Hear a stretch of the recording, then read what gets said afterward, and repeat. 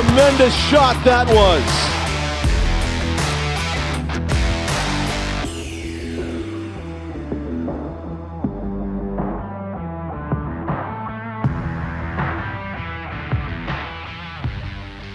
Hello everybody and welcome to sun-drenched Stellos Stadium, a beautiful fall Saturday morning for playoff soccer. John Collins along with Tom King on Nashua ETV as the number one seed in Division I New Hampshire boys soccer is Nashua South. Of course, in their purple jerseys on the left of your screen, and the visiting defending state champion Exeter Bluehawks in the white to your right. Tom, this should be a fantastic match. It should be a great match, John, and the intrigue of this match is the fact that they did not play during the regular season. Right. So there's a lot of unknown here for us as fans and followers of these teams, but also I think for the players. Now, they know each other through the club circuit and the off-season stuff and everything else, but still, it's a little bit easier when you see a team during the regular season and you know what their tendencies are.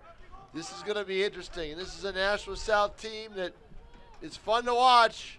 They did suffer a loss. All right, they did have a what happened last game of the season? Yeah, exactly. 4-2 to Memorial. Yep, and I think that's part of it. It was last game of the season. But they're not, Exeter's not no slouch. They've got soccer pedigree, as you said. Six-time state champion, Exeter Bluehawks. Yep, I mean. Last year they won it all. And they come in as the 8th seed this year, Tom, and a cautionary tale for Nashua South in the girls' bracket.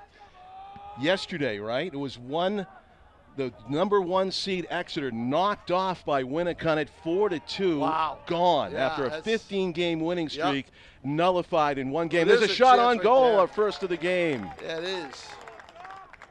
And that was Damian Rodriguez, I believe. Yes, he is one of the most talented players. I don't know if Damian took that shot. I've got to see it again. But or it could have been another guy likes to shoot, Kevin Araujo. Far corner. Araujo, far side, Kevin, number 7. Yeah. So anyway, the thing is, and that's big in girls' side. There's a lot of girls teams now. Bedford, Bishop Girton, Pinkerton. They're all going to vie for that title now. There's a lot of talent at the top of the girls' soccer bracket. There's a lot of talent at the top of the boys' soccer bracket. We're going to see another one of those talented teams later today. You won't be here, but I will. It'll be the Bishop Girton Cardinals playing against Hanover. And look, in boys soccer, anything goes. Look at this right here. Trickles past the end line. A lot of pressure is going to be put on Antonio Pancini. It's a lot of pressure. Well, Antonio has survived the first minute, Tom, as you probably know. The 1-0 win that Exeter got over Goffstown in the opening round of this playoffs to advance. Of course, South got the first round bye. 1-0, they beat Goffstown, and that goal came 20 seconds into the match.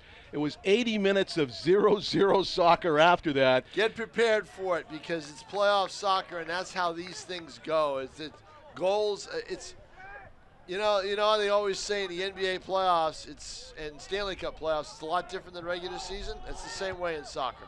It is much different. That everything's tighter, right? In desperation, and what it is in high school sports, it's the desire of kids and their drive not to lose and see their season end, because their whole first quarter of their school year is built around their team, right? Sure. They hang out together. Going back into the summer. Yeah, they hang out together. They go to, they practice all day. They go to games. They spend bus rides. They don't like to see that end. So we'll see how this goes today. But there's a lot of pressure on the number one seed here in Nashua South. There's no doubt about it. Accidental handball called against South's Michele Esposito. They have given up more possessions down in the box in this 5 minutes of play that I've seen all season long. Right, because usually in a case that we're looking to our right the whole match on the offensive side when we do Nashua South soccer games. So it's a good start for Exeter in that regard. That one goal in the opening round playoff game was scored by number 22 for Exeter, Jaden Gargiulo, who's a prominent up front player. You see him right there near the ball. Number 22 for Exeter, player to keep an eye on in this match. Well, he's got size. Look at his size. Yes. He's big.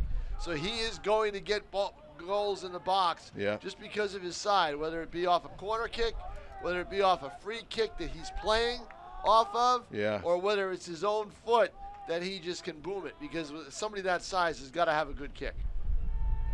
Yeah, you're going to see some, Hanover's got some size too, as you'll see in the second game today, Tom. They tied BG right here on October 6th, 3-3. There were so many goals scored in that game and so many crossbars and posts hit.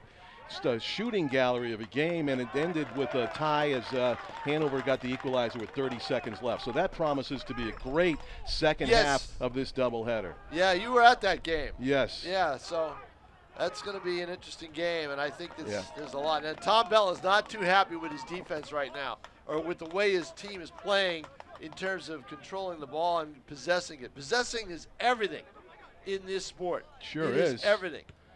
Exeter's done a great job. We are looking to our left the entire time. Yeah, South trying to get their bearings, and that brings me back to that. Was that first round bye a good thing or not? You know, it was a curse that turned out for the Exeter girls soccer team, #1 seed this year in the girls bracket, bounced by Winnacunnet 4-2. Winnacunnet, you know, Tom talking about a desire and the teams that maybe get hot in the playoffs. They scored 9 goals in their opening round game, and that really must have warmed them up. That's a curler that just goes wide of the far post. You know, that was a dangerous shot. I'm watching Nashua Southeast, right? That's what I'm watching, because this is what South does usually in games. They control the pressure. They have early pressure. They know they are going to get a goal. That's the way Exeter is playing right now. I don't think they've even possessed the ball for more than a minute in the offensive zone. Long enough to get that shot, and that was it. Yeah, we are over 6 minutes into the opening half, 40-minute halves in New Hampshire high school boys and girls soccer, and Exeter dominating the time of possession on the #1 seed South team. Now they go down the sideline. That's a good ball. Damian Rodriguez on the other end of the Kevin Arujo. And he gets tripped up, and they're going to call it. Are they going to call it? No, they are not going to call it. They let it go. You know why? Because they were both moving towards the ball. Wow. There was a hand indication from the ref down below us to the right. It was sort of like this. I think he thought it was a toss-up of I don't know what he was indicating, and that's part of the problem that some of these officials have. There's the header by Rodriguez. Oh, no, that was number 19 for South. That was... or Nick Costa, number 18. What an attempt that was. Telling you. That was right on target. Can't sleep on this team, but they've got to control the ball. They're going to get better. They are going to get better offensive chances because they're a better offensive team. But they've got to possess it. They can't let Exeter hang around like this, and that's what Exeter's doing. Flash of brilliance there on that pass by Kevin Arujo to spring Damian Rodriguez. And the save made on the end of the header by Brendan Michael, the goaltender for Exeter. Going with a green jersey today. The throw-in for the Blue Hawks is a good long throw-in right into the box, but headed away by the South defense.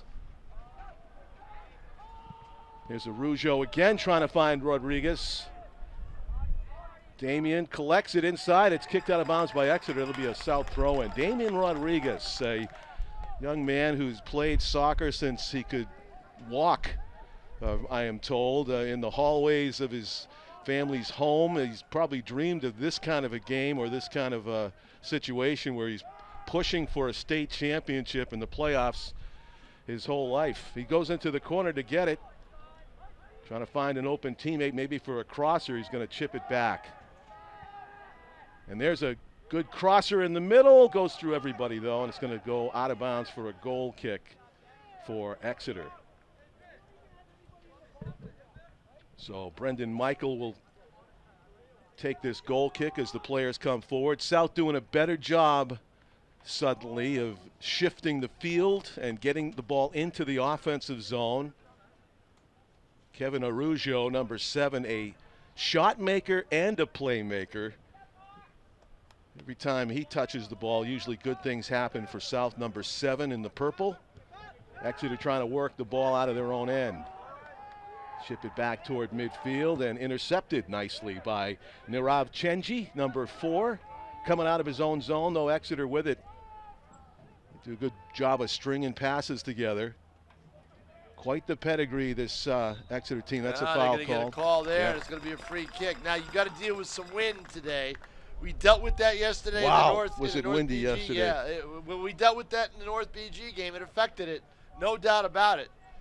And it's going to affect the play today. Yeah, it could create a knuckleball effect on some of these shots for the netminder, Antonio Pansine, and also Brendan Michael. And just basically a corner kick from a different angle here for Exeter. Top left corner, and the shot is right to the goaltender. Telling you, look at that. A little bit of a bobble. Look at that. Antonio looked a little tight on the reception there, but nobody pounced, so it was danger averted, and he's going to boot it out to midfield. It skips past the south upman and to the defense of Exeter. They clear it. Team's just trading possessions now as Blue Hawks step up with it. Down the sidelines it goes. Number 10 for Exeter is Jack Blythe, junior midfielder. John Collins with Tom King. Tim O'Neill is on camera for Nashua ETV today, and our executive producer Pete Johnson alongside us as well. 0-0 through the first 11 minutes. Backheel pass. Nice intercept by the Panthers, and they're moving it out. Rodriguez in a one-on-one sprint. The defender gets back there, though, with those long strides. I was just going to say, the long strides did it to him, John. Yeah, Aiden Powers outlegged Damian Rodriguez for that ball, and it's a good thing he did. That's why Aiden Powers is back there. You can see. Look at this. See, the thing is, Nashua, look at the bodies hit. Yeah. Nashua charges, right? They charge. So that's going to create contact. And I think the referees are feeling that Nashua is the one creating the contact. So if a player goes down there, they're not going to be apt to call a whistle. Look at this. I hear you. Yeah, you know? They're going to say, contact created by the aggressor. By the aggressor, right. Now, open shot almost, and not quite. So now Nashua South's starting to get into a rhythm here. Let's see if they can continue it. Yeah, they seem to need to get some rust off, shake some rust off early. Rougeau can score from anywhere. Has to pass there. He's guarded closely. Rodriguez plays it back. Long, high arcing kick. And the netminder, Michael, elected not to go after it. You put the smart move by on his part. Oh, they're going to call a foul there. That's a free kick inside the corner. Slow to get up for Nashua South. Earlier, Nick Costa was, Steve Long was manning that side, number 18. Let's see who that is. 19, it's Vitor Da Silva. Yep, Da Silva's one of their key players. They're not going to let him take it. They'll have someone else take that kick anyway. Michele Esposito on the ball. Yep, and now let's see. Now, does he go for the box? It's almost like a corner kick, John. Yeah. Except you're contested with the small wall that's in front. He's going toward the crease, so that in the header, did it bounce over the net or off to the left? Everything was wide. It was wide. It went too far. Yeah. All right, John Collins, down I am headed. All right, Tom King, hurry back. First half action here at Stellos Stadium on a sun-drenched Saturday, which is the opening playoff game for South, second playoff game for Exeter, who beat Goffstown 1-0 in the preliminary round. A goal they got 20 seconds into the match and held on for the 1-0 win. Game's first goal still very much in doubt here as who's to get it. Exeter dominated the time of possession early, but South has been developing more chances here in what is effectively the late part of the first quarter. That's a mistake there. Araujo with the ball, trying to go around a defender and get a shot off. He does. Tester, dribble, missing on the follow was Rodriguez. Kind of stumbled over the ball, but the opportunity was there for the game's first goal. The players were onside. Araujo, such a good goal scorer, and he put the maximum test on Brendan Michael on the dive to his left. He got just enough hand on it to slow it down or to direct it wide, and then Damien, just in maybe his haste, stumbled a little bit over the top of the ball. Wow, then Exeter dodges a bullet there. Great rush by the Panthers, and no surprise that Kevin Araujo's in the middle of it once again. Exeter trying to gather their breath and recover from that. The sequence is down low, South drawing the foul for the free kick first of all, and then that rush. There was an errant pass in the slot by Exeter's defense that sprung South. There's a player down for Exeter. They call it a clean play, so they'll play on, and now a courtesy whistle because the player for Exeter is still writhing in apparent agony, his right ankle area. And that is number 10, Jack Blythe for Exeter. So we have an injury timeout down on the field. In the opening round of the NHIAA tournament for 2025, you heard about Exeter beating Goffstown 1-0. And then all of the higher seeded teams did win their preliminary round game. You had the 5 seed Merrimack beating Salem 4-1. The 2 seed Bedford took care of business against Winnicott in the boys soccer D1 bracket, 4-2. Londonderry defeated Memorial in a battle of 7 and 10 seeds, 3-1. BG advanced to play Hanover this afternoon by winning their opening round playoff game 2-0 here against Pinkerton. Hobbling off now is Exeter's Jack Blythe. We'll see if that's something that he can shake off and come back or not. He's going right to the locker room as he kind of hops in on one leg. And in the other preliminary round game, number 6 seed Hanover earned their right to play this afternoon against BG with a 4-1 win over Keene to set up today's big quarterfinal round doubleheader here at Stellos. Otherwise, games going on today, they're kind of staggered. At noontime, Bedford will be taking on Londonderry. There's Exeter now sprinting downfield as they feed the ball to the near side wing. Nick Myers tried to track it down, but it went out of bounds, so it's a South throw-in. And contested throw-in, getting a foot on it, was Michaela Esposito, but Exeter's defense is there. And South charging out of their own end, kicking it downfield, and a good job by the Exeter defense stopping that ball and then kicking it away from Damian Rodriguez before he could do anything with it. Backline defense so key for Exeter in this game against a highly talented crew of scorers for this South team. Can make you pay for any little mistake, as they almost did earlier with Kevin Araujo taking full advantage of an errant pass, only about 30 yards away from goal. Down the left side go the Panthers, and again, Exeter's defense steps up and interrupts the flow. Araujo splits the defense. Right foot pass, perfect, up ahead. The shot and the save, point blank. Brendan Michael on Michaela Esposito. Shot, goal! Kevin Araujo! What a sniper he is, number 7. Before Brendan Michael of Exeter could even catch his breath from that fantastic save he made on Michele, Kevin Araujo puts the ball in the back of the net. 1-0, South leads. Just a brilliant goal scorer's goal by Araujo. That coming with 23 minutes left to go in the first half. 17 minutes into the contest, we have a goal.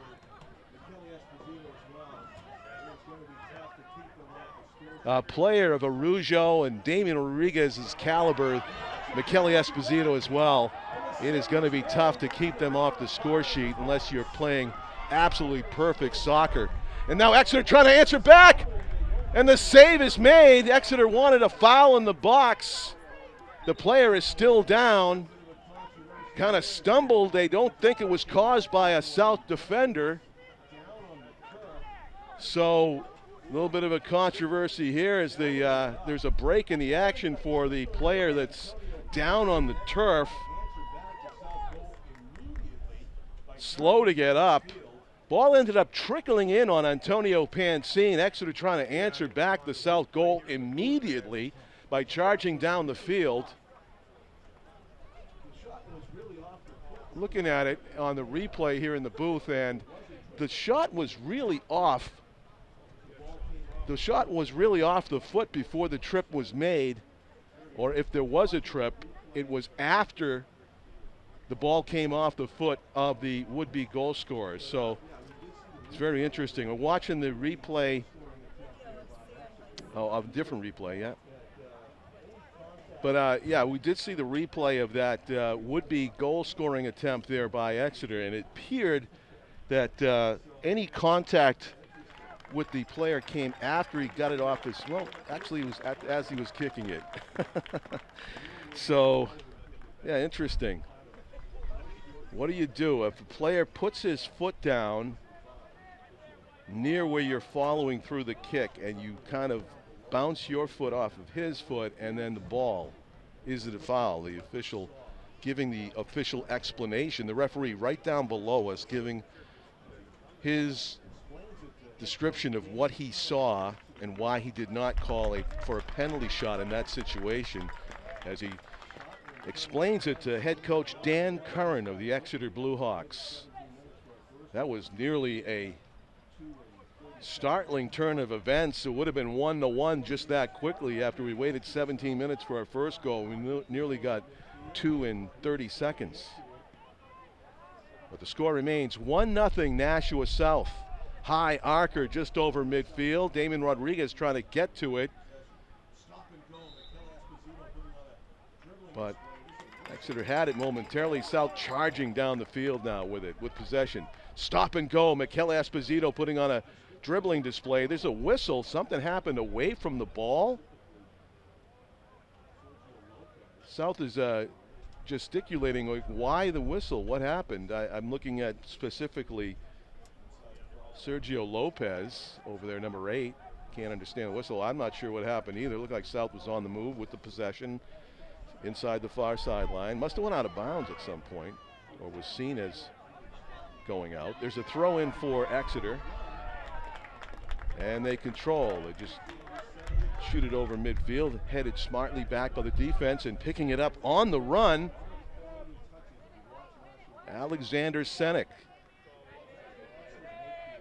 Alex Senek, number 14, gets a lot of quality touches. If you watch Nashua Boys Soccer, he is just an excellent midfielder. He sets up a lot of goal-scoring opportunities. He's able to intercept the opponent's flow much of the time coming over the midfield stripe, and he is a presence for South as a midfielder. He's lurking right now where Exeter's trying to make the throw in. And off of Senek, out of bounds, so Exeter has the throw in. The whistle before the toss, and they're gonna switch it, say it went off of an Exeter player. That could have went either way, and it actually did. Back to the South defense. Slide piece to the far sideline. Tracking it down is Nico Frioni, number 3, but it eludes him. Into the fall leaves here at Stellos. Throw in Exeter off the back of a teammate, but Exeter does end up with it. Good steal by Alex Senek again. Backline defense, and almost a miscue there would have sprung the Exeter forward. That is number 21, Nick Myers. Orison Carr was able to recover, though, the junior defender for South, number 2.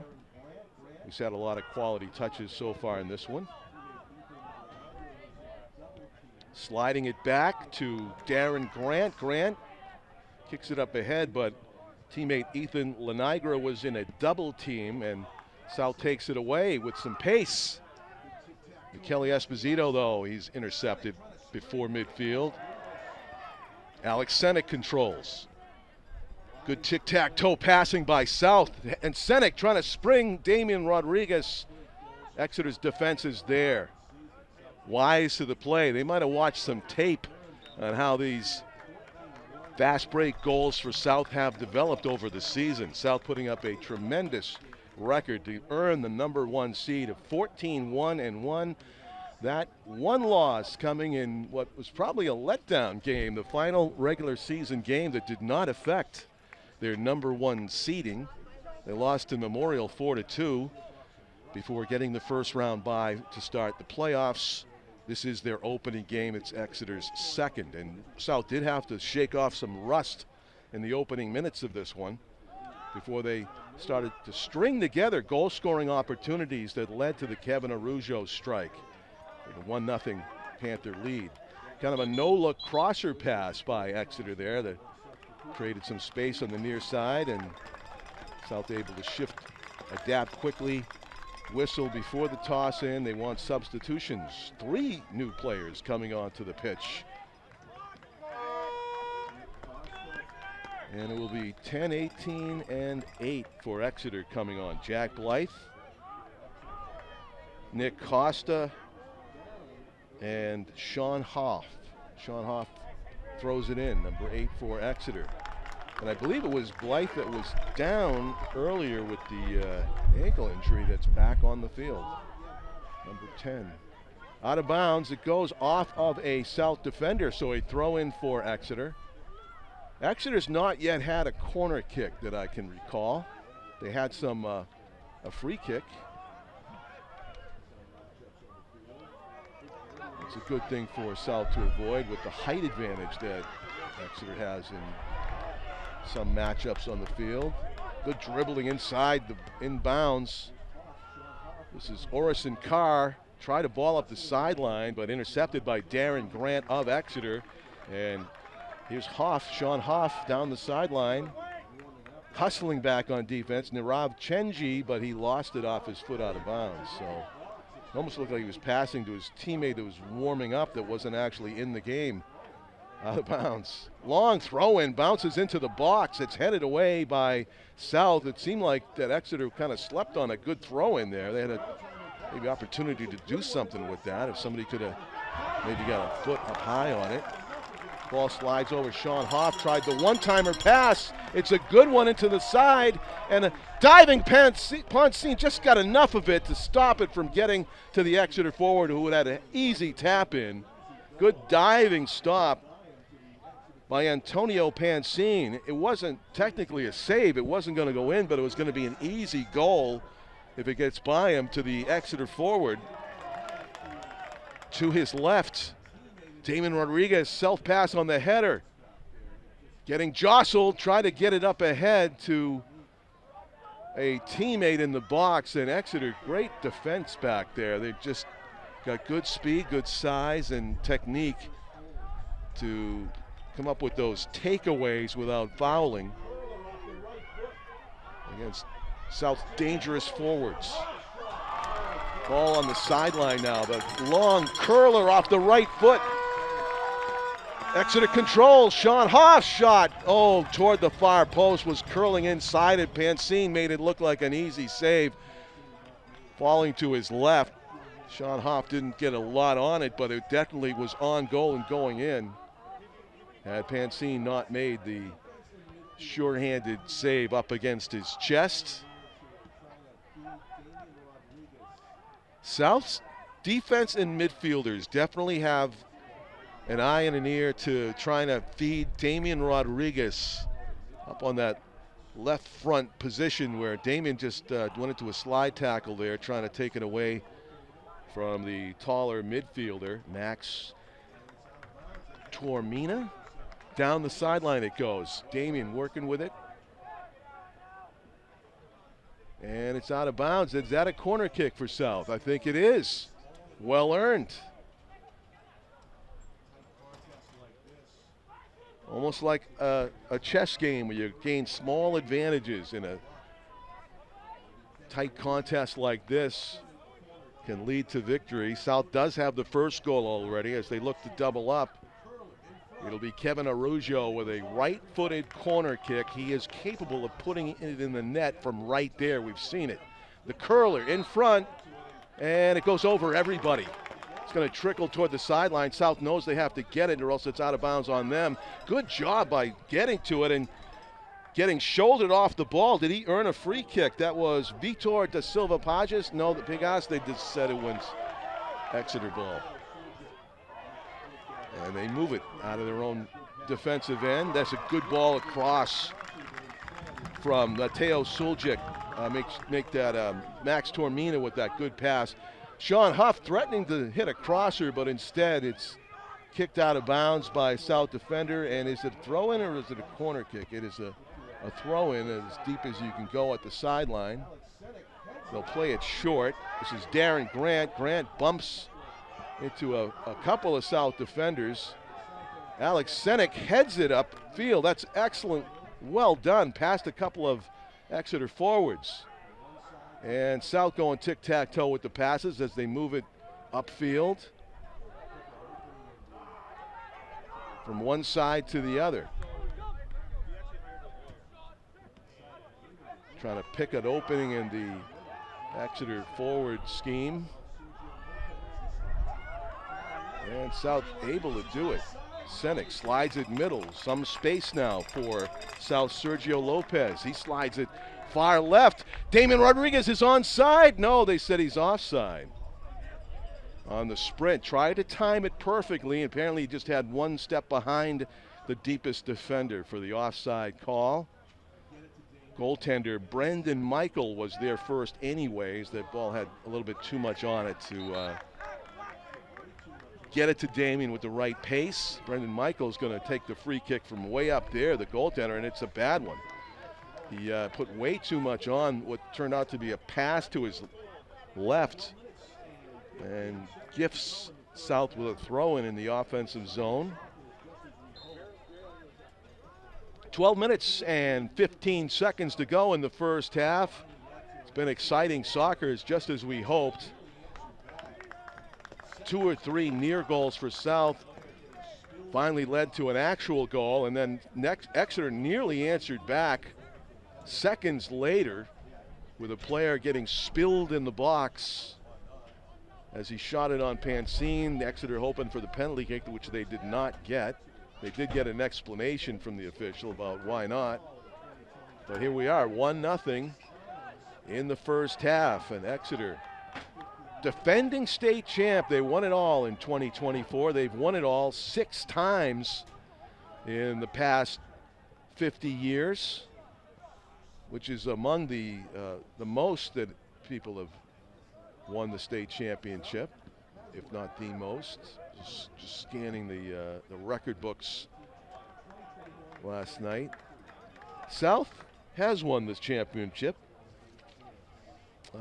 in 2021 and 2022. South back-to-back state champs. The other teams active today are BG and Hanover here at Stellos in the other part of this quarterfinal doubleheader. They're also multiple-time state champions. BG won it 1986, 87, and 2004. As I'm sure Tom remembers. There's a ball up ahead, and they're going to usher it back to Pansine, who makes the sure-handed grab and falls on it with a dangerous Exeter forward lurking. You got Gargiulo, who scored the game winner, the only goal against Gostown, number 22 up front. And you also have, see, in this instance, it looks like number 18, Nick Costa for Exeter. South trying to start something here. Intercepted, though, by the Exeter defense, and they defused the threat. Exeter with some space to work with. Up ball, and a nice intercept by South's number 12, Maxim Hall. The maximum defense there. Now a flub on that attempted clear. Exeter trying to spring something. Maxim Hall goes to the turf to try to kick that away from Exeter, and he commits the foul. In not a good spot for the South defense. They have to deal with this free kick for Exeter in a spot on the field where it is possible to put a tester directly on the netminder if they don't go for the pass into the players bunched at the top of the box. Exeter with some options here. Ball dead center, high slot.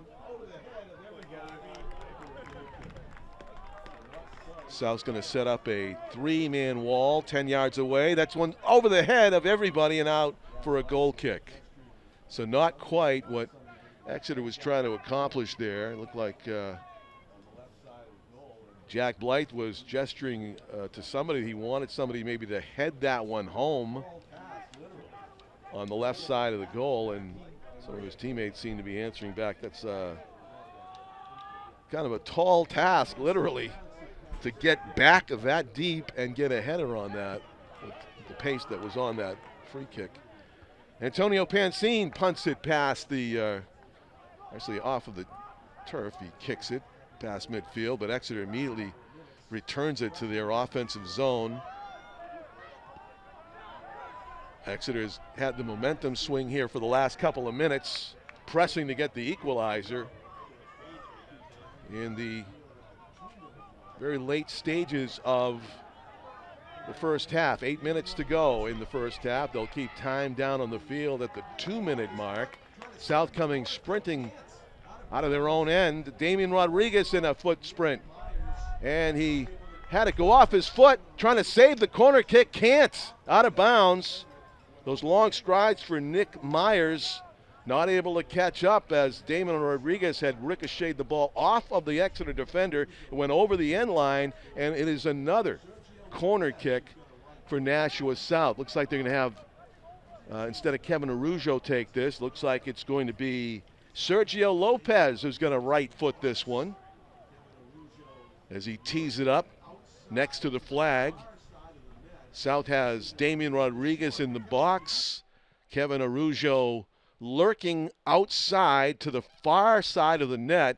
Let's see what they want to do. They want to go short. Michele Esposito tried the one-timer, but there was an Exeter defender right there on him. There was no shooting lane for a one-time shot on goal from the pass from the corner, as South elected to play it short.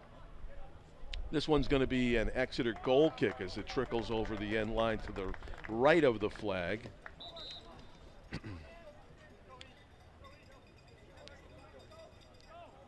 Hanover, who will be playing against BG in the second half of today's quarterfinal doubleheader here at Stellos, they have also won the state title multiple times, going back to 1979 and 80, back-to-back for Hanover. And they won it in 2013 and as recently as 2019. So some really good soccer schools playing here at Stellos today. Nashua South, Exeter in this one, BG Hanover in the next one. Good step-up intercept by the Panthers, but Exeter there returns the favor and gets it to midfield. Slide piece near side. That's Owen Smith, number 25, but he has had it stolen away by Kevin Arujo. Arujo down the right sideline, fakes the crosser. Now he takes it into traffic. Exeter steals it away and kicks it to midfield. Not able to connect South that time. Maybe not as crisp as they were 10 minutes ago. They're trying to get it back on track offensively. Meanwhile, Exeter still hunting for the game-tying goal. They've had a few near misses. Michele Esposito, the ball to Damian Rodriguez. And that is going to go against Exeter. The whistle. It looks bad when the smaller player gets knocked to the turf by the bigger defender, and that's exactly what happened there. And it could have been a foul, but it just, like I say, the visual impact is, it's kind of like he got bullied, so he gets the call. There's been a lot. There's been some that's gone away. This is interesting to me. Yesterday for the quarterfinals, they had two linesmen and a ref. Right? That's how soccer does it normally. Today, we're in the boys' quarterfinals. And we have two refs. Two refs. What do you prefer? Well, what do you think's better? hold Wall on. is up. Sergio Lopez faked the shot, just leaves it there. And now Michele Esposito with the crosser, the header, and goal! Oh, wow. Is it not? He's offside. Yes. He called Kevin Araujo offside. I'm telling you that rule. Oh, what a brilliant-looking play that was. Here They're it talking is. about it before, Here it is again. and then they executed yes, it. oh, he was way offside. Oh. Yeah, way offside. Oh, Yep. yeah. The offside rule is But you you know cannot what? be behind the deepest defender when the pass is made. Right, but you know Yeah. what? The offside rule is to prevent those long balls down the field, okay? I know. That's what It that's drives you for. nuts, right? That's not what the offside rule should be preventing.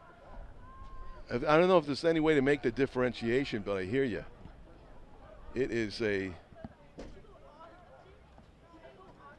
Tom King with the reflexes of a cat today, able to execute the housefly Yeah. mid game. But how about that? Well, I'll tell you know who's got the reflexes of a cat is Antonio Pansini. Oh, my God. That is just his two saves down there. One was diving. The other one, he just reached out and grabbed the ball before Exeter could get a foot on it, risking his hand. And I saw that, and I said it's and let me not tell you- technically a save, let but me it was tell a you, save. he's not too happy with his defense right now. Oh, yes? He was very, very angry. Very angry. Exeter with another free kick opportunity. Yeah, they've had a lot of them. Jack Blythe, who was injured earlier, I think on that one of those plays you were talking about down against Pansine, he's back on the pitch. He's going to right foot this one into the bunch of people, and it goes off of, I think, an Exeter player for a goal kick. For a goal kick. They're lucky there. They went for a goal kick. And Taylor let's see Pansine what talking to they're the gonna official call. about something. I don't know. Oh, they're going to call. Are they going to call a No, corner? everybody's coming down the other way, so I don't know what. You're right. I don't know what he wants from the ref. He's one of those in a long line of vocal goaltenders. Oh, you he's see a lot very- of that at all levels. They just let their defense have it, you know? You didn't hear what he was saying. Oh, it's It was usually clean. after a great it save, was too. clean, but it was very loud and very, very yeah, clear. Right. That's part of the reason why they're the number one seed, Antonio. Big reason, Antonio Pansine and directing his defense, getting them in order, shaking the rust off. Look at South this. back on the attack. Putting the brakes on the attempted Block. crosser. Yep. Yeah, it was blocked in the passing But see- lane. Good job at Exeter. After that block, the South players just kind of stood, right? No one moved to where the ball was in the air. The whole bit, it just seems like they're a step off. Exeter trying to make some hay. There's only one player down there in front. And what do we have? Is it going to be a free kick from just outside the box, Tom? This is going to be tough. Fortunately for Exeter. Another free kick. Exeter has had about 5 or 6 of them today. Yeah, now they're going to get their taller players into the box here. And we're in stoppage time already, so. Right, under 2 minutes, time being kept down on the field. Frozen time. Nick Myers, one of the taller players lurking, number 21. You see him. He's probably the target, but they can't get it to him. They didn't get it up in the air. Yeah. But they still have possession. And a miss hit. I'll tell you, South is living dangerously. Exeter's going to score one way or the other if this play continues like this. An Exeter player went down, was pleading for a foul. I don't think there was anything there, though. Well, they've been looking for it for a while. Earlier in the half, with about 20 minutes halfway through, shortly right after Nashua scored, there was a foul down here. It was not called. Yeah, and Dan Curran ended up requesting and getting a full explanation about why not. Exeter's coach thought it should have been one as well. Exeter went 7-1 over their last 8 games in the regular season. So they are playing their best soccer right now. I can't say that about Nashua South.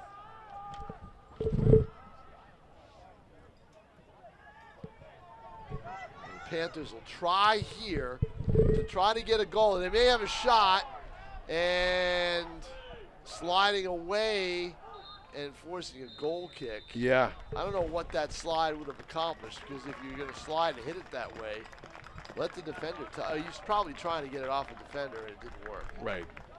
or at least keep it And in that's play. it for the and that's half, it. everybody. We had 2 minutes to go. Frozen time was actually 2 minutes. Yeah, how about that? Yeah, good. Yep. Even though we did have some injury timeouts. So John Collins with Tom King. We've got a good one. It's 1-0 Nashua South. The opening playoff game for South, who had the first round bye as the #1 seed in the state of New Hampshire for boys soccer, and they're trying to advance, but they have to beat the defending state champ Exeter Bluehawks. It'll take another 40 minutes of soccer at least. Stay with us on Nashua ETV.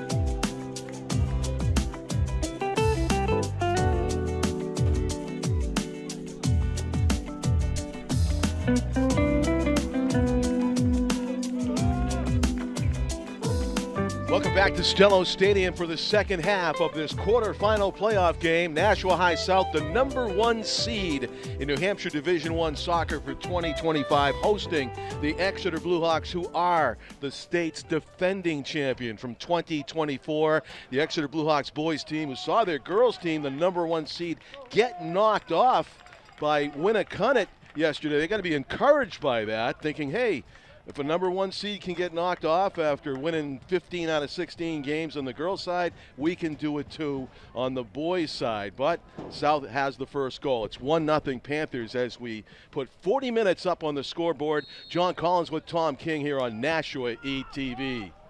A sun-drenched Stellos on the first day of November 2025.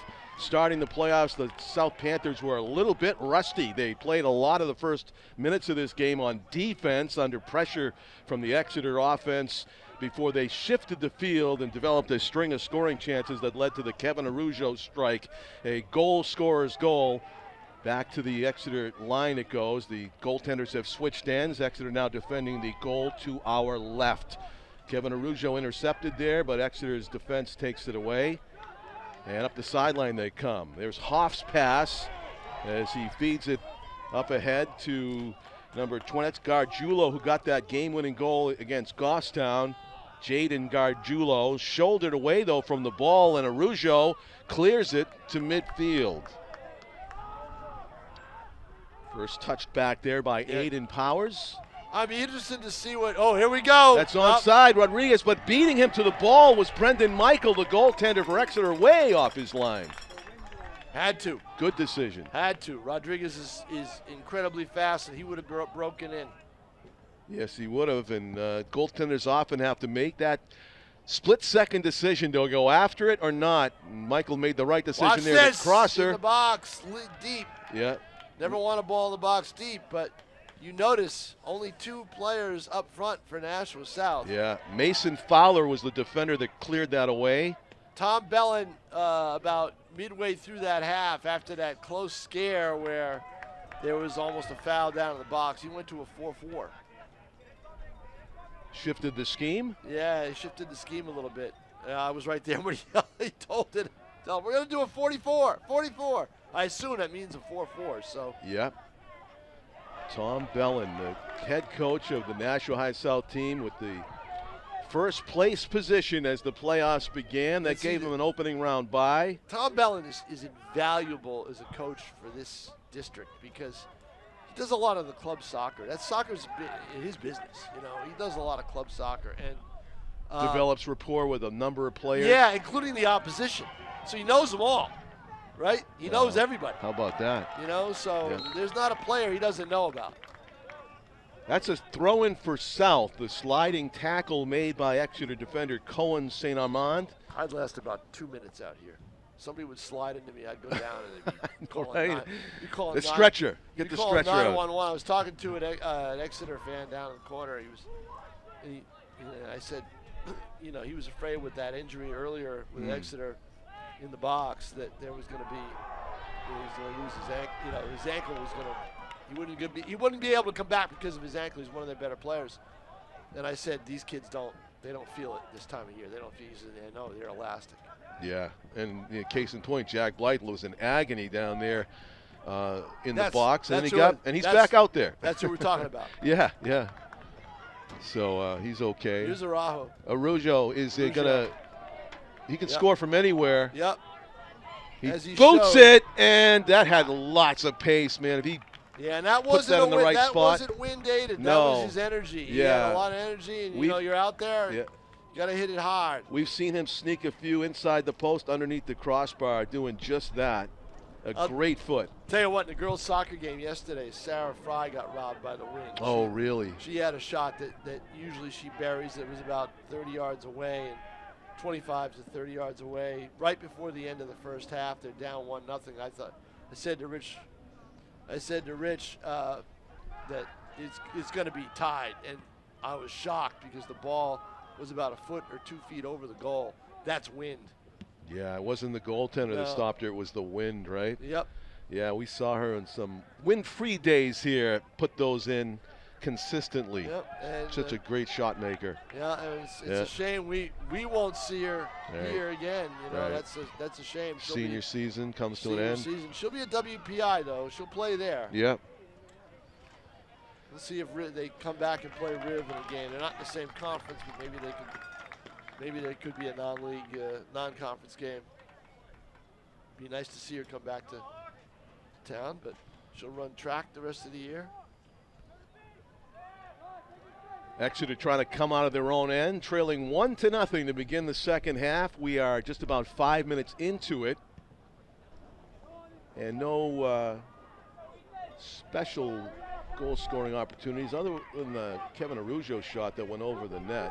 That's one that. Well, that's the problem, right? Yeah. South does not put on the pressure that they normally put on. So. Araujo, good stop and go. He's such a playmaker. Chips it ahead, looking for Rodriguez. He's onside too. He is onside. He collects it and he gets bumped off the ball. Gets it back. Damian Rodriguez. Yeah, you just can't get him off the ball. It'll take corner kick off the post, and it stays in. Is that in play? It's in play right now. Wow, I don't think I've seen that in all the neither. soccer we've done. Yep. It stayed right in play off the flag post, and was neither a corner kick nor a throw-in. It was just play on. Back to the far sideline it goes. And now Exeter trying to chip one behind the defense. Cleared by South. They'll give up the throw-in to diffuse the threat. Nirab Chenji getting a foot to that. On defense for Nashua. This will be Sean Huff with the throw-in. Well done. He got it to a teammate down low. This is dangerous, very dangerous here. They got to get it out of there. The boot, deflected shot. Good Blocked. job of getting in the passing lane by the Panthers. Yeah, nice block right there to stop that, because that's how you score, right? Yeah. You got a maze of people, and the goaltender doesn't have a clear view, and you put a hard shot. Kevin Araujo goes down. Yeah, That's a legit foul there. He got Yep. hit in the ankle as he had advantage for the ball, and that is he's not grabbing. a player that you want to see out of the game for South. And That he is is grabbing it, and he will be out of the game because they're going to. He has to be. Yeah. He has to be now. Momentarily, anyway. No, we're not talking about permanently, but just has to come out right now. Hopefully, he'll be okay. He is a critical piece for this South team. No doubt about it. And he is going to try to walk it off, as they say. John, hopefully. I don't think he's walking anything off. He needs help to get off the field. So this is not good. The trainer's going to have to take him inside and take a look at him. That's what I'm guessing. They're going inside with this. We may have seen the last. Oh, they're going to say outside and see what they can do. Well, I'm going to go back to your elastic comment. Yeah, Give him 5 minutes. Give him 5 minutes. We'll see. The adrenaline's going to kick back in any moment, I think. I hope I'm right. I know it's a possibility of something It's going more to be a serious. lot on Rodriguez to try to jumpstart this offense. I'll tell you a player that is able to maybe feed Rodriguez goal-scoring opportunities. Another guy that could step up if Kevin doesn't come back is Alex Senek. number 14. Yeah. We've seen him do it from his midfield position. Well, there'll be some juggling around, Yeah. I'm sure. Exeter breaking down far sideline now. And that one's onside. Might be Gargiulo looking to shoot, loses it, and be careful there. Yeah. You know, that's box territory. right, good takeaway without the foul there. Forget how himself. wide that box is, right? Yeah. You forget. Look at how wide that is. Oh, it's huge, actually. It's a huge area. Yeah, so you can get a penalty shot drawn on a ball that's nowhere near the net, it feels like. I and mean, it does. If you yeah. got one out just inside the 10-yard line. yeah, you see that yellow stripe there, just beyond, parallel to the end. That is the box. That is still considered within the goalie box. South player's been down for a while. Who is that? That gets helped up. He's going to stay in the game, though, trying to walk it off.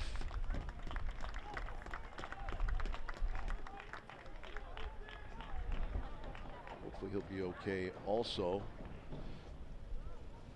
Exeter is not shy about creating contact, Tom, and we've seen a few South players hobbled in these collisions.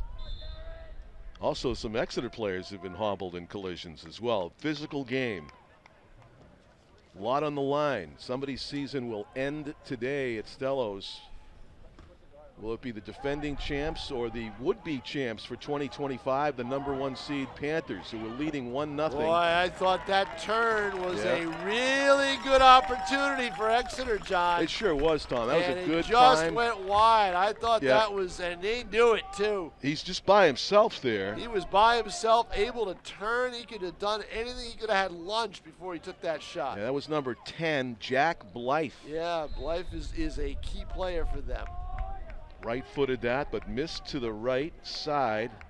And Antonio Pansine's goal kick does not make it to midfield. It does make it to Alex Senek. South tried to get it to Damian Rodriguez, but instead Exeter's back on the attack. Exeter's been controlling the time of possession for the last several minutes. Playing with a sense of urgency. Another one right here. It tried the pass, but Narav Chenji was right there for If South. I were him, I would have shot it again. Yeah, it seemed to be the wrong choice to go with the pass. Exeter maintaining control. That was Orison Carr that booted that one away. Could step up. Yeah, you can tell Ruggio's not. He is not coming in anytime soon. Really? You can see him down there? He's right down in the middle. Right there he is, there, sitting on the bench, with his foot up. Scores table, foot up. Yeah. And I don't see any ice on that ankle. No. And the trainer's standing right there, so I don't know what the deal is. But I can't see the ankle. No. Alex Senek took a spill now. Lisa Gingras is talking to him. He gets right back up. Yeah.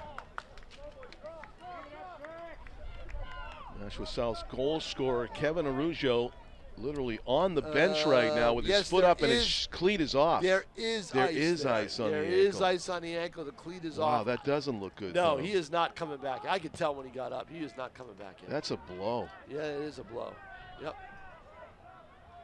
So South sophomore too, so he's got tons of energy and but we'll see how that works out.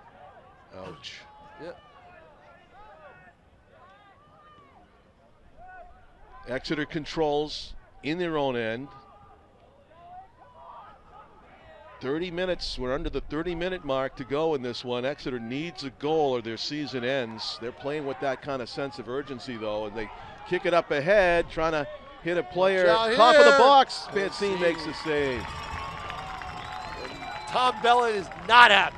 I believe that was Ethan Laniger, number 11, that got that one off his left foot. Tom Bellin knows his goaltender is exposed and left alone, and he is not happy about it. Yeah, you know, and Tom, and too, Exeter seems to be operating like, let's get into the box as much as possible and maybe draw that penalty kick foul. Possession, John. Yeah. Well, that wasn't a box play. That no, was it wasn't. A simple but shot. I mean, sure, but that's going to be, a problem. Yeah, I mean, look, they're looking right now.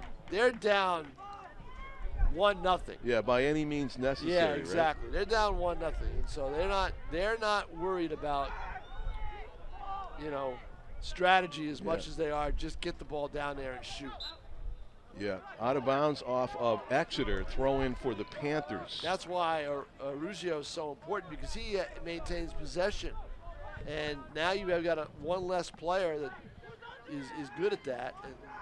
And he's also your goal scorer. So now you're really, it's going to be tough. Yeah. It's going to be a tough 27. It's going to be the toughest 27 minutes, 28 minutes. You're absolutely right. Yeah, it is. They're going to be hard-pressed to score without Araujo, and also it means more probably offensive zone time possession for Exeter. And here we go. Just like you say, they're in the box right now. Yeah, and creating shoot from traffic. Outside. There's a bloop and a header and a save by Pansine. I'm telling you, he's got 7 saves already in this game. And you look at that clock, 27 minutes of this, they need to get the ball out of their own zone somehow. 20, that's just it. They've been dominated in this game in so many. You see that save right there. Dominated. Yeah, except for maybe a 10-minute stretch of the first half. Yeah, when they scored the goal. And Araujo was all about that. Right. When they shook the rust off. And if they don't have him, although a cleat is coming back on. So he's tying a shoe. Oh, he's tying it with purpose. Yes, so it looks like he might be coming back out there. I don't know. You just ice an ankle. How are you going to get out there? No, that cleat is back on. I know it is. Yeah. Elastic Man lives, maybe. Now he's standing up. And Panthers have the ball. Walking under his own power. All right, that's it. I give up medicine. I'm not going to practice medicine anymore. Tom, okay? you don't read enough Marvel comics, is what it is. I'm done. I'm done practicing medicine. I don't want to get, I don't want to get in trouble with the board. Yeah. Right? The cleat was off, the ice was on. Yeah. And now the ice is off, the cleat's on. So biding his time too. Maybe he's got a good 15 minutes in him. No, we'll see. So Exeter's going to go for the throw in here, looking for the equalizer. Upping the pressure by the minute, it seems. The throw in into traffic. And the Blue Hawks do not collect. Nashua South able to kick to midfield. Chested out of bounds off of a Blue Hawk player and throw in for South. So in that Exeter girls game last night, John, that went to penalty kicks. That's how BG did it? No, the Exeter girls game last night. The Exeter girls game. Yes, you found out. Yesterday, went to penalty kicks, yeah. Oh, okay. Exeter had a 2-0 lead and had 2 handballs in the box, and it resulted in 2 PKs for goals. And then it would have cut it, won it in penalty kicks. That's how they got the 4-2 final. That's how they got it. Yeah. Well, no, the final should be 3-2. Oh, bracket thing they put 4, but yeah, 3-2, okay. Winnicott came off a 9-goal opening I mean, that's what I was round told, win. so maybe the fan had it wrong. I don't know. Maybe, but, yeah. I mean, for example, yesterday's North BG game is a 2-1 final. They don't count the goals and penalty kicks. They just give you a goal for winning it. Oh, so maybe that should have been the same way, 3-2? Well, if it went that way, from what this guy said, when I was talking to it out, down when I was shooting photos down on the Exeter side. Exeter tried a through ball there to the forward, but Narav Chenji intercepted, and South back on the attack as they chip one into the corner. They've got to learn right now. Their best defense may be their offense if they can get it on track. Especially if they can sneak another goal past Michael Brendan. I think they're going to need one, but they've got 24 minutes to do it. So in other words, 1 goal won't be enough, you think? I don't think so.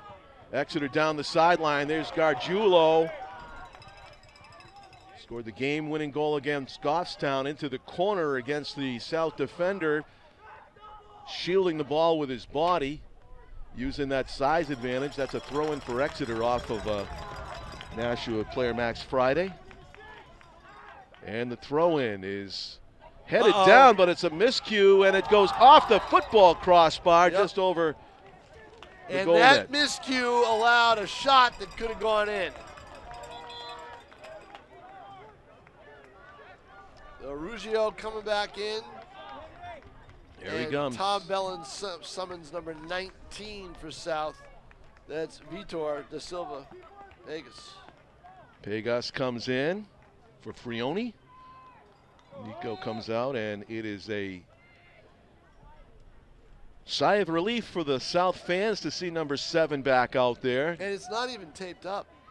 No, it isn't. Let's pull the sock and the cleat back on. Down the sideline it goes, too far ahead of Damian Rodriguez, though. It'll trickle out for a goal kick for Brendan Michael. Netminder for Exeter.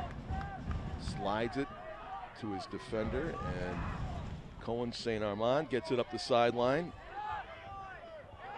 Knocked to the turf. Arujo comes back in and goes back in and fouls. Yep.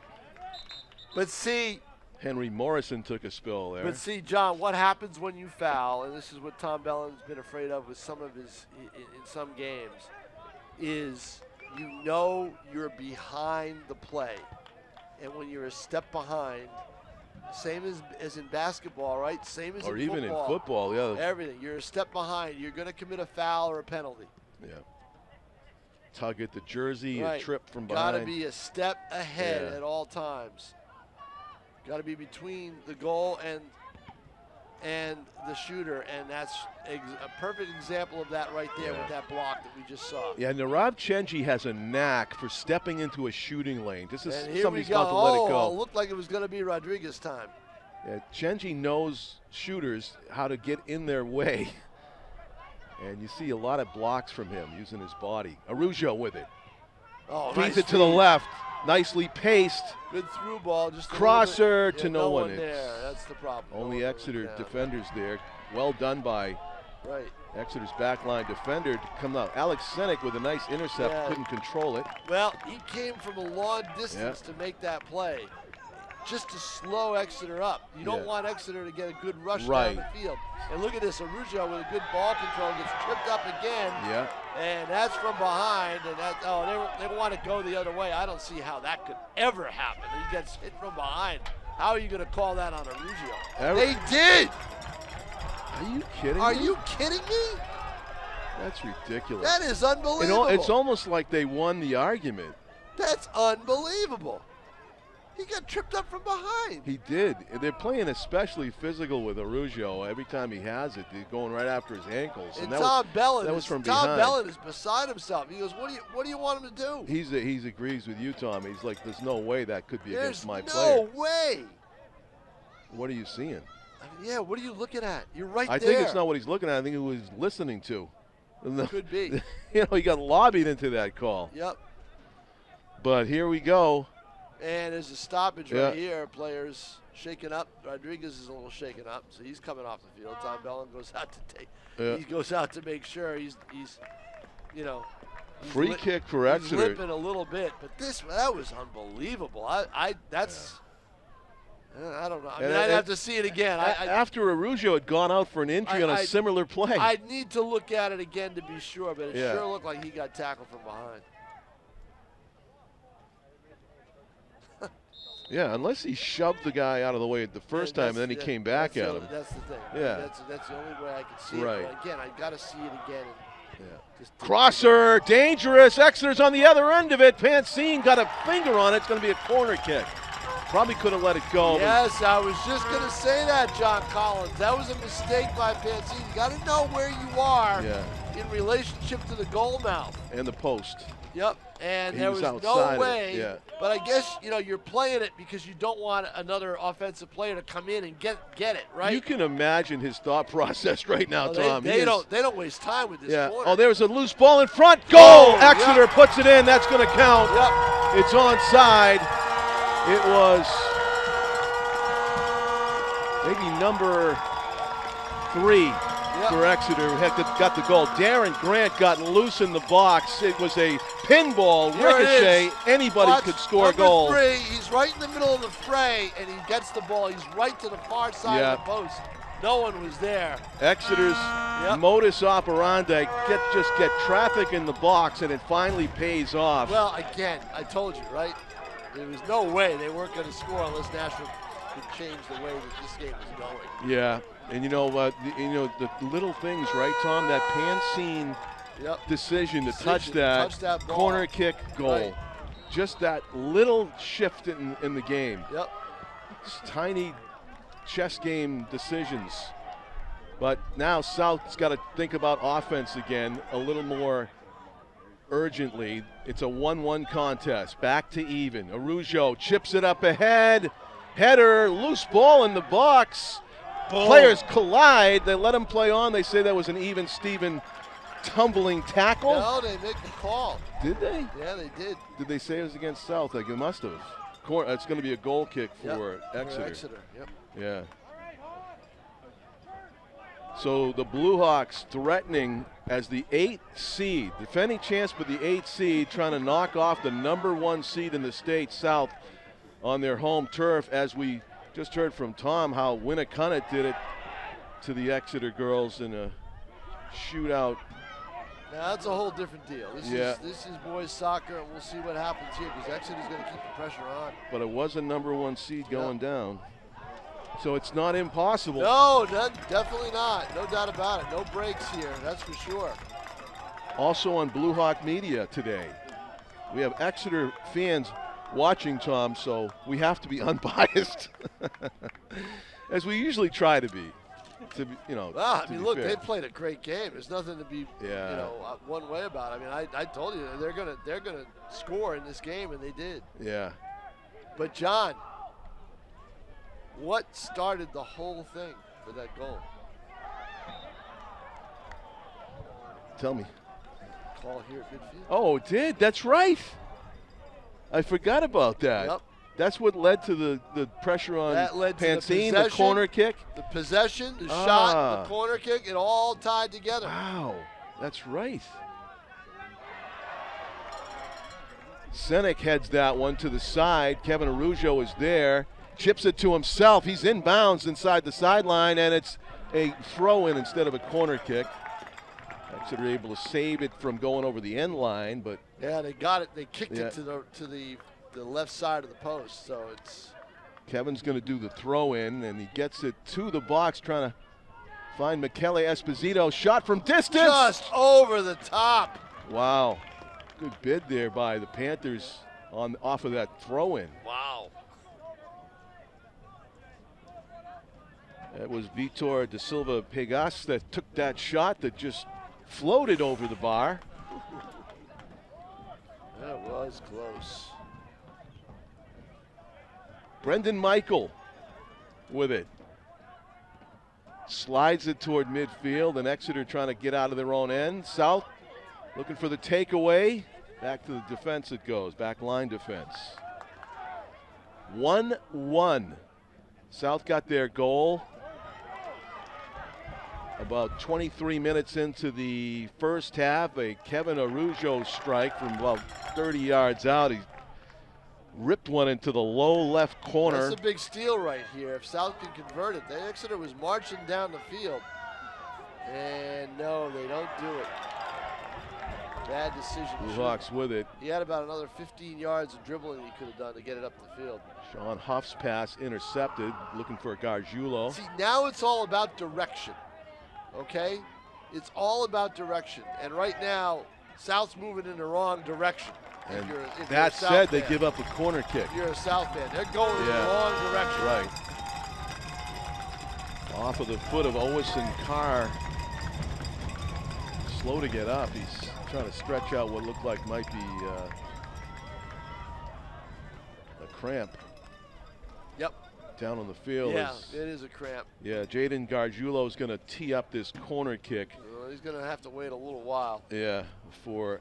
Referee's going to come over and see if he needs a trainer or whatever, because they don't want him to slow it up. Nope, he's up now. So, all right, we're going to be ready for a corner kick here, John Collins, and Exeter scored off one. Can they do it again? Gargiulo's going to right foot this one, looking for a teammate in the box. Goes low liner, does hit a teammate, but there's a shot that goes wide. Those are the to dangerous the right. ones, the ones that are after a corner kick that are the ball's sitting around outside the box and someone will hit a low liner or a shot that the goaltender cannot reach. BG players have arrived for the second half of the doubleheader. They'll be taking on Hanover. Quarterfinal matchup that's How scheduled to physical start was at that 2. game when they played? Very.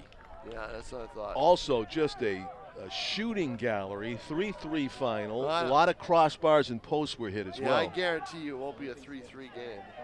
It should be probably more of a low. I mean, once you get this deep into the tournament, look at. You would think, you know. You're going to get low scores. That one's a attempted through ball for the Panthers as Pagos tried to find Damian Rodriguez ahead of the field, but there were 2 Exeter defenders marking Rodriguez. I'll tell you, you want to play your best soccer as you're going into the tournament. Nashua South wasn't, and now we're seeing the effects of that. Yeah, losing their final game. Yep, and you had to wait a week. Right, a long layoff. And the bye probably didn't do him any favors. We saw the rust in the first few minutes. Yep. Good steal by Araujo. Kevin Araujo. He's onside. Let's feeding see. the defender. Oh. Gets a shot away, but it goes wildly off his left foot. Nearly drew a foul there, but Exeter was able to play it cleanly. And it's a goal kick for Brendan Michael. And I wasn't looking to see if there was another player coming down alongside him where he could have crossed it. Really looked like he was by himself at that point. It did look like he was by himself because South has got a lot of defenders, a lot of their best players back because they're getting dominated offensively. Yeah. That's taken away from the Panther offense, which can score at the drop of a dime, but they've got to have the ball to do it. Exactly. Kelly Esposito with it. Tried to find Araujo, but he was facing the wrong way on that. Near sideline. There's a good takeaway. Cleanly done. They pass it to the side. Oh, and then they lost control of it. Yeah. It was Steve Long that had the inspiration there to come up. Well, it was Long, and he came up, and Araujo thought Long was going to go to the corner. Long didn't go, and so Araujo passed it to no one. Right.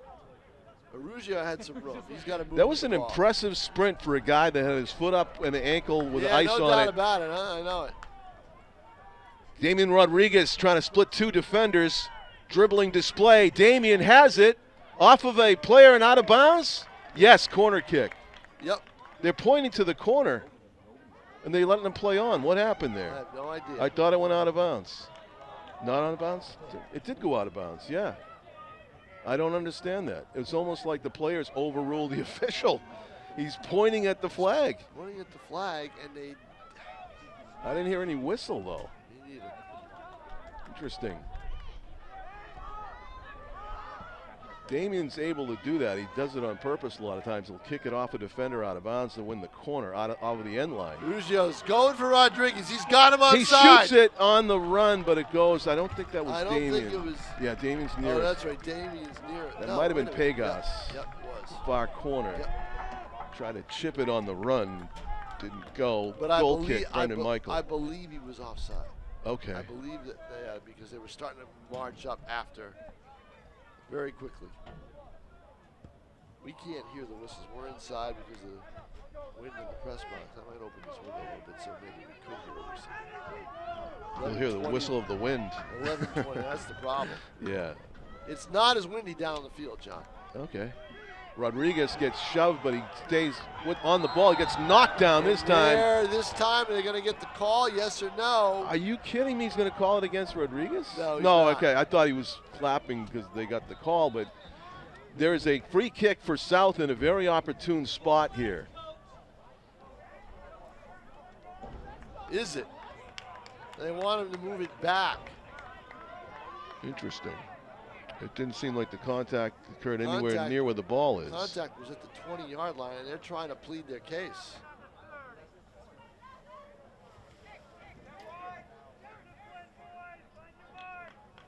Huh. It took 6 yards off. South doesn't seem to understand the call, and I got to say, I'd have to see that play again to see where it was. Sergio Lopez going to right foot this one, it looks like. The wall is not 10 yards away. It's only 5 yards away, and it curls into the box.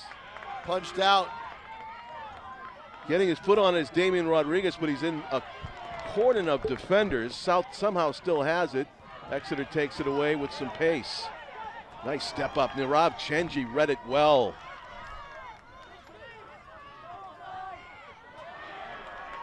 And Exeter down near sideline. Official just barely got out of the way there as Exeter plays on with it. Jack Blythe played it back to midfield.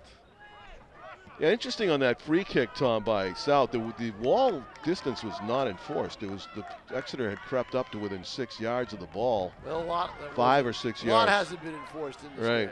Both ways. Both ways. They wanted to get South controls the chip, looking for Rodriguez. They've been looking for him all game to try to get him behind the defense, but these defenders for Exeter are tough. You know, they've watched some tape too on how South operates. Yeah, and in fact, you know, until you play him, you don't realize it. But you know, Araujo going to work. Good slide piece across, but too much on it. Try to find Michele Esposito. Yeah. Yep. Instead, ends up on an Exeter boot. Now, what did he do? He passed the ball back. Wrong direction. And Exeter's going to get that call. That's a foul against, was that Shenji? Yeah, looked at. Yeah. Got too much player, not enough ball, and sent the Exeter Blue Hawks sprawling for a free kick. We're under 10. We're at 8:40 to play, so now we are in real dangerous time. Yeah, where the next goal could be the game winner. Don't have a good feeling for the team in purple in this game, John. I'm kind of with you at this point, Tom. You're just feeling like they're still on their heels, even though it's a 1-1 game. They're on their heels the whole game.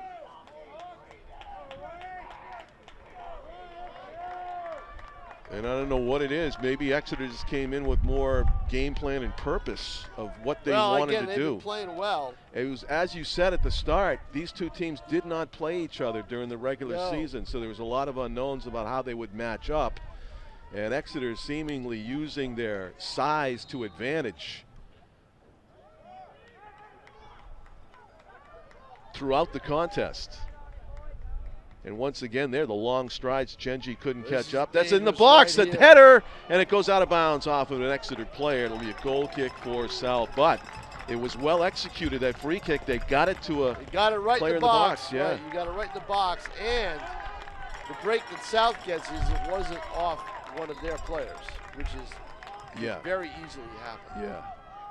Wow, going back to the sequence that you talked about, that call that was switched, went the other way, stayed in the offensive zone for Exeter, shot at Pansine that he didn't have to stop. It was wide of the post. He got a hand on it, corner kick, and next thing you know, it's a goal. It's 1-1 on the slam dunk put away in the box by Exeter's number 3, Darren Grant, getting the goal. 1-1. One team's season will end, the other will advance. Oh, Rodriguez in a dangerous spot if you're an Exeter fan. You don't want him to have the ability to turn and face the goal like that. Yeah. South needs to develop some scoring chances. They've been without any, except maybe Kevin Araujo solo rush over the last 10 or 15 minutes of this contest. Chenji boots it upfield, but there's an Exeter defender first to the ball. South wins that one-on-one battle for the moment. Crosser, well done, near side. Panthers with possession. This is getting dicey here. Spin move, Sean Huff, good play. Exeter's defense gets it out of their zone. Gargiulo with the pass. Apparently this is onside. Into the box, right foot, and that's going to be a corner kick. Won by Exeter's number 18, Nick Costa. Sophomore forward putting the pressure on. That's going to be a goal kick. Oh, I thought he kicked it off of the defender. No, he just mishit it out of bounds. My mistake. Clean shot. Yeah. There's an optical illusion there. I think it was just probably spun off of his foot instead of ricocheting off of the defender. Maxim Hall hustling back to intercept the rush. And interesting, they just took Nick Costa out for a breather. He is bent over after taking that sprint. Kevin Araujo monitoring as it goes out of bounds off of a South player. Throw in for Exeter. We are at the 5-minute mark. They are going to keep the time down on the field. The clock frozen at 5. Next goal could take it if we don't go to extra time. And extra time will be, well, John's thought extra time would be if they, go beyond the minutes, but they'll be two. Right. That's a dangerous play. Have the ball right there. Crosser, but Yeah. South is there. Down the far sideline it goes. But as you were saying, it's not sudden death if we get to the overtime. Yes, it is. It is sudden death. Oh, yeah. Okay. Yep. I know the pros play it so strange. We're not playing pro soccer. I know. 10 minutes, sudden death overtime period. Sudden death, that's more like it. The pros should do that too. They do this extra time thing. If it's still tied after 10, they play another 10. And, it's all sudden death. And then if after those two 10s, it remains tied, then it goes to penalty kicks. And in penalty kicks, you go 5 rounds. This is dangerous. It's a free kick inbounds, and it's into the box, and it's headed away. Yeah, we have not a bad angle, but we have an angle that we can't see where it's going to go wide. That looked like it was, maybe going to go inside the post? Yeah, exactly. Yeah, it could have.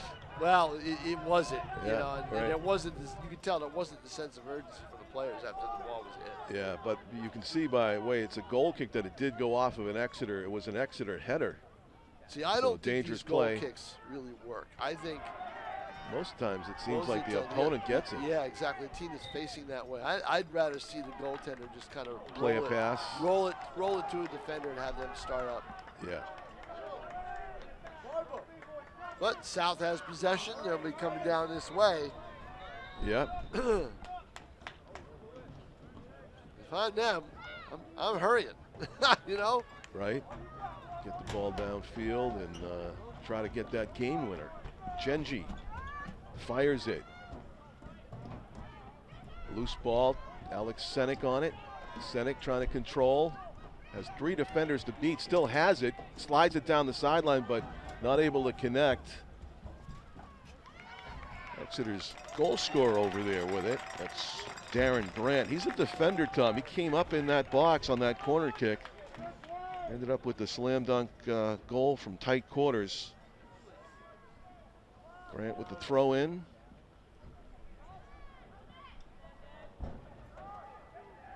Exeter was playing with that pressurized sense of urgency for most of the game since they gave up the opening goal.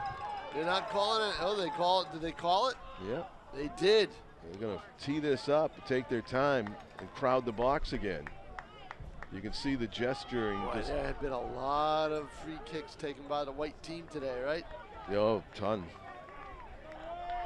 And they're using it to their advantage. They crowd the box, some taller players in there for the Blue Hawks. They did get a header on the last one that went wide to the left, you remember. Jostling for position. It's a big crowd and trying to kick it right into it. There's a ball that's headed this way. That's good for South. Rodriguez got it. He's just going to kick it away up the sideline. Well, if I were him, I would have dribbled it down. You think so, yeah. Yeah.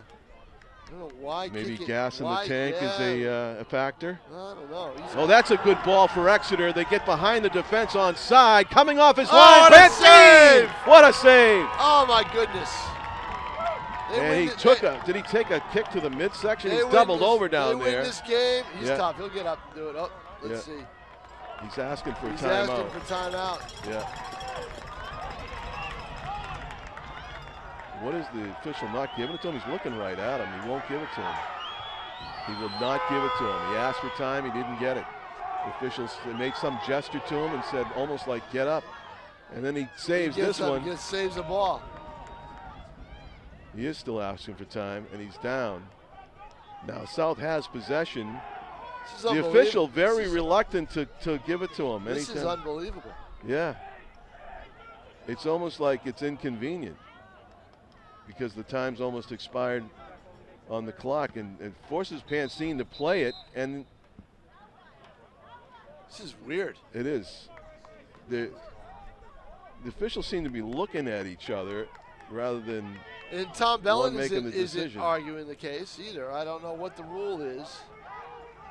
So I think he just told Pansine to get down on the ground. If he was down on the ground. But I know, but he told him to get back on the ground. And he's crouching down now. And now he'll call it. Yes, no. It's very strange. Now the official's going to go over and check on the goaltender for the first time since he asked for the injury timeout. We do have a stoppage. So Right. So here's the play. Let's see where the ball was hit. Can't really tell as he makes that save. Yeah, I think the official just made a decision that he didn't see any reason for an injury and basically wouldn't grant him The timeout. the timeout. Can't see him punts it away. Well, he seems to be okay now. Yeah. So probably got the wind knocked out of him, right? Right. Or else the referee just ruled he thought it was gamesmanship. And that's going to be a substitution for Exeter now, or is that the end of the That is regulation? the end of regulation. There it is, everybody. 1-1 Tied, after 1-1. 80 minutes. They've already started the 5-minute march in between on the clock. Wow.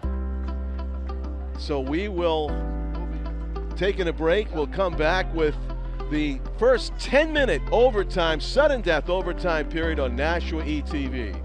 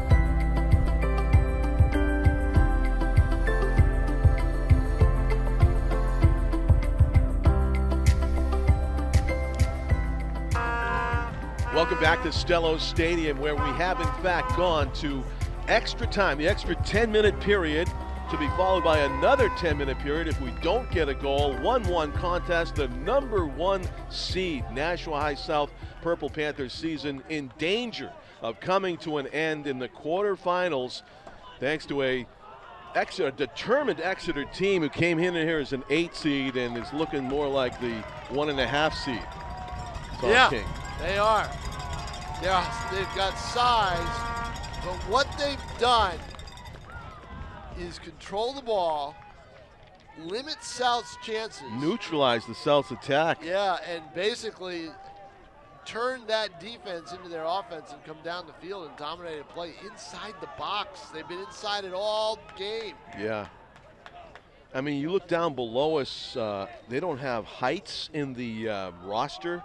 But Nick Myers has got to be well over 6 feet. It's a basketball team. Yeah, exactly. Yeah, and they play those corner kicks and free kicks. And what's happened is into the box to advantage. Yeah, right, exactly. And what's happened is they've been able to kick the ball in certain directions that have negated South's speed. South can't get their game on track. Yeah, the first round bye didn't seem to do South any favors.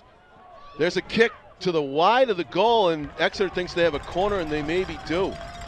Right out of the gate in extra time, Exeter's on the attack, and South kind of picking up where they left off in the second half. Exeter is playing with the momentum of an underdog that has played a good second half of the year, won a tournament game already, and is now had nothing to lose as the #8 seed. And they're trying to get the game-winning goal here off the corner kick. The header goes high and wide. Over. Right, but you notice one that, what are they going to, they're going to call another one? No, I'm just going to say goal kick. Yeah. Goal kick, yep, okay. Right. Didn't know. But the difference here is, if you notice one thing, John, on those corner kicks, Exeter does them very quickly. They do them very quickly. They don't set up. They don't give the other team a chance to set up. South was caught off guard by that on that fast start when on the corner when the goal was scored. Yep.